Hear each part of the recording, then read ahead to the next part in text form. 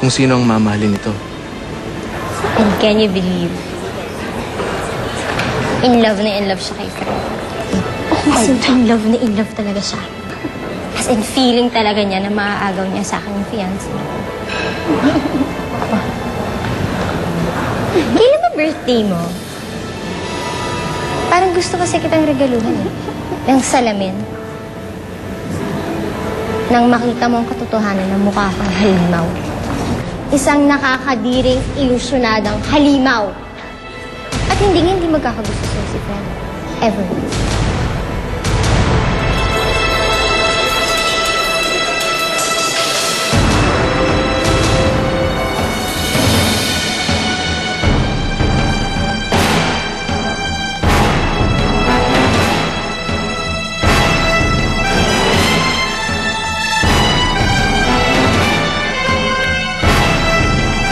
Is going crazy over Pinoy Idol. Ibang level na talagang...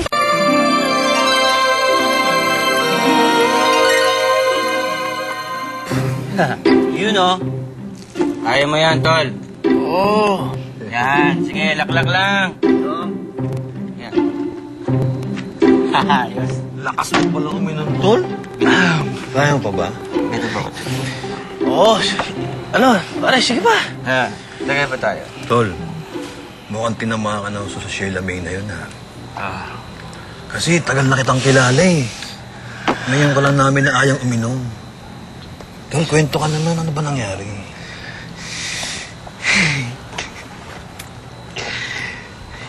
Pinaasa niya lang ako. Pinaramdam niya sa akin na mahal niya rin ako. Pero ano nangyari? Nakipagbalikan siya sa unggoy niya, Shota.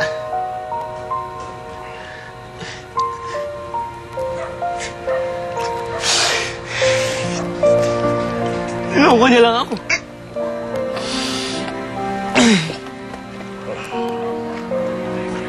Ako, di ba?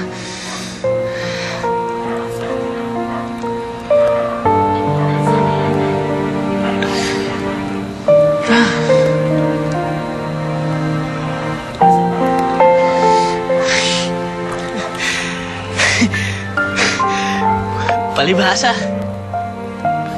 Mayaman. Pare. Ang dali mo naman sumuko, pare.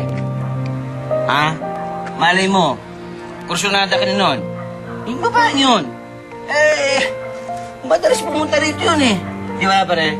Oo. Ha? Malay mo. Type ka rin nun. Di ba? Ipaglabong mo yung pag-ibig mo, tol. Oo nga naman, Tol. Sabi nga ng mga Marines, no retreats, no surrender. Eh yung Air Force, no guts, no glory. Eh humirit yung mga Army. No pain, no gain. Yung security guard. Ano sabi ng security guard? Security guard. Ano? Malay ko doon sa security guard na yun. No ID, no entry, tanga. Ano? Pakapag.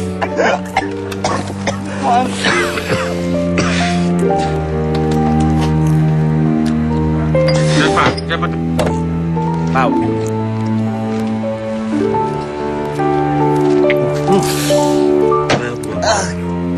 Tama.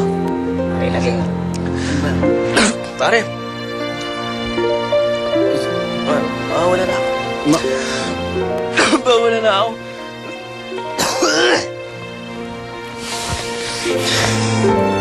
Kaya? Shh! Hoy, kaya mo ba?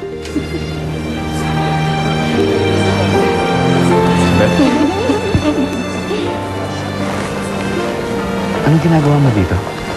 Ba't basa ka? Ha? Anong nangyari? Carly, wala lang yan. Nabuhusan lang ni Isabel yung sarili niya while she was serving us, diba? Natanga-tanga kasi. Isabel, sa susunod, mag-ingat ka ha. Huwag kang tatanga-tanga. Sige na, magbihis ka na. Nakakaya itsura mo.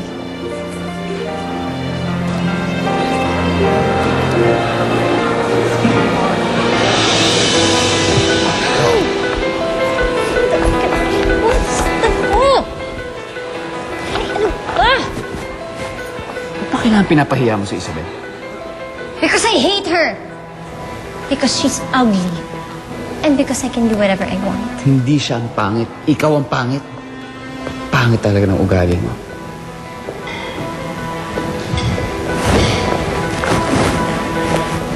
But you're still going to marry me, right? Remember, Fred,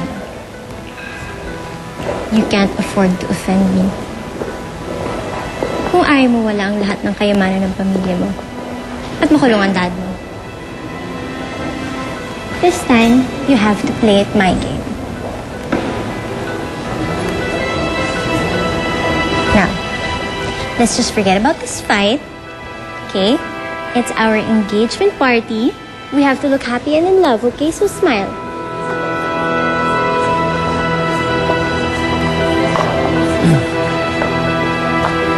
Hi, Mom. Hi, Dad. Hi, Tita. How's the food? Excuse me. Saan ka pupunta?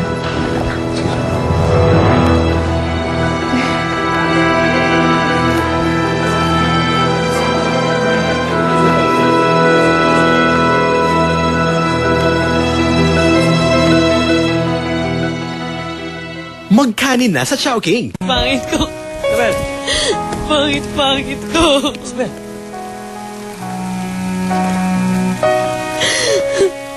Iyak ka naman. Isabel.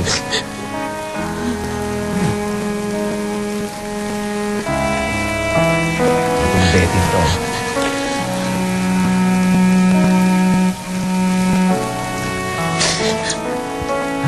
Ano ba yung sinabi niya? Sige, tignan mo, di ba? Pangit ko, pangit ako. Hindi. Mukha akong animo, nakakadiri ako, nakakatakot ako. Isabel, pwede ba? Huwag ka magpapaniwala sa sinasabi ni Betty. Hayaan mo siya. Hindi naman totoo sinasabi niya eh. Gusto mo malaman kung ano totoo?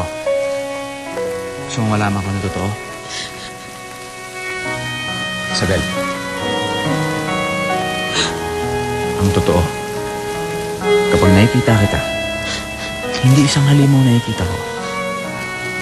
Kung hindi isang babae, may malasakit sa kapwa, hindi mapanghusga. Isang babae na totoo magmahal at madaling mahalin.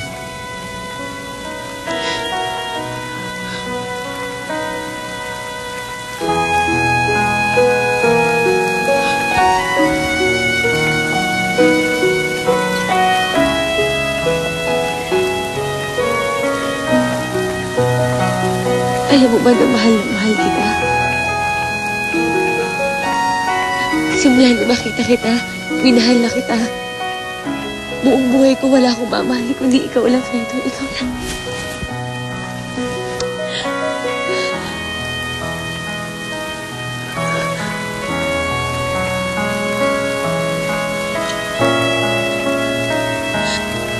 Hindi ko sinasadya na mahalin kita.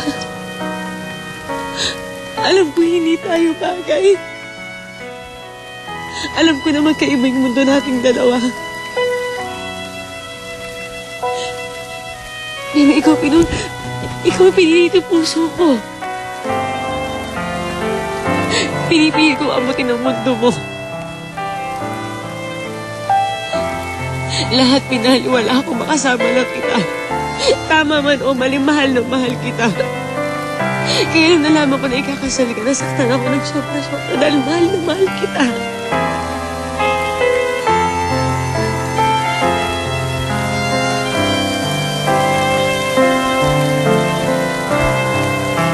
Alam ko at tanggap ko na mas bagay kay ni Betty dahil maganda siya. Ako tanggap ko na sa sarili ko na pangit ako. Pero wala ka bang nararamdaman para sa akin? Hindi ka titig ba? Hindi mo ako mahal?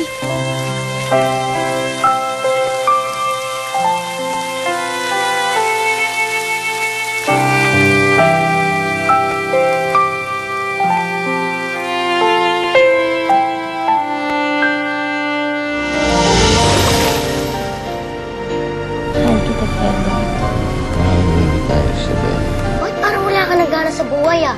Uy! Buboy ang kwintas ko! There's something weird about that girl. Gagawin ko ang lahat para matuklasan kung ano yun. Sandali! Sino ang bilanggong yan? Yan. Akin yan! Hindi ba ito yung kwintas na suot-suot lagi ni Isabel? Lola Felicia, kayo po ba yan? Isabel, pwede ba kita makausap? Sir Fredo?